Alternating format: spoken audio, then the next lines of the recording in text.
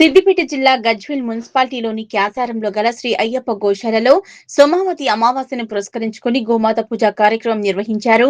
గోశాల నిర్వాహకులు బొగ్గుల సురేష్, మరియాల శ్రీనివాస్ గుప్తా మరియు రాంబాబు ఆధ్వర్యంలో సోమవారం అయ్యప్ప గోశాలలో సామూహిక గోమాత పూజ కార్యక్రమం నిర్వహించారు.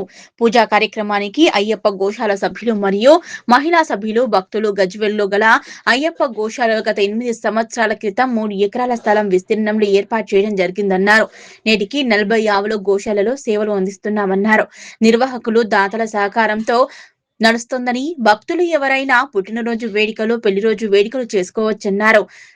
షెడ్లో ఉన్న ఆవులకు ధన రూపేణా తోచిన సహాయం ఏదైనా చేయవచ్చునని అన్నారు.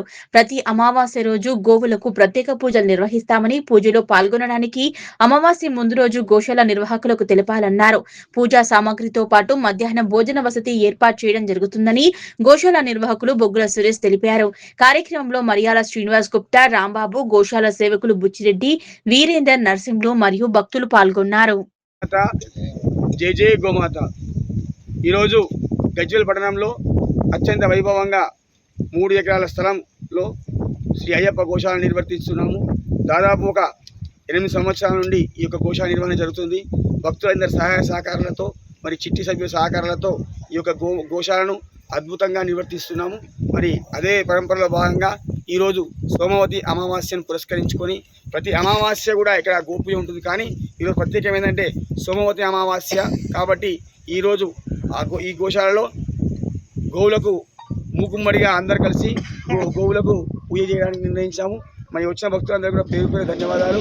అదేవిధంగా ఈ గోశాలలో ఒక నూతన ఒరవడి ఏర్పడింది. ఎవరైనా పెళ్లి రోజు కానీ, పుట్టినరోజు పురస్కారాలు కానీ ఉన్నా కూడా వాళ్ళు వచ్చి గోశాలకు వచ్చి గోవుకు దానం సమర్పించుకొని, గోసేవ చేసుకొని గోవు యొక్క ఆశీర్వాదం తీసుకుంటున్నారు. మరి నిజంగా కూడా ప్రపంచంలో మాకు కనబడే తల్లి ఎవరంటే, మా కళ్ళ ముందు కనబడే తల్లి గోమాత మాత్రమే. తల్లి ఉన్నా లేకున్నా కానీ గోమాత మాత్రం జీవించి ఉంటుంది కాబట్టి తల్లిగా భావించి అందరూ కూడా ఈ గోసేవలో పాల్గొని ఈ గోశాలకు సహకరించాల్సిందిగా కోరుకుంటున్నాము. అదేవిధంగా ప్రతి సంవత్సరం కూడా మాకు చుట్టుపక్కల రైతులు కానీ, భక్తులతో కానీ మా గడ్డి కూడా ఇస్తున్నారు, గోగ్రాసం ఇస్తున్నారు. వారందరూ కూడా పేరు పేరు ధన్యవాదాలు.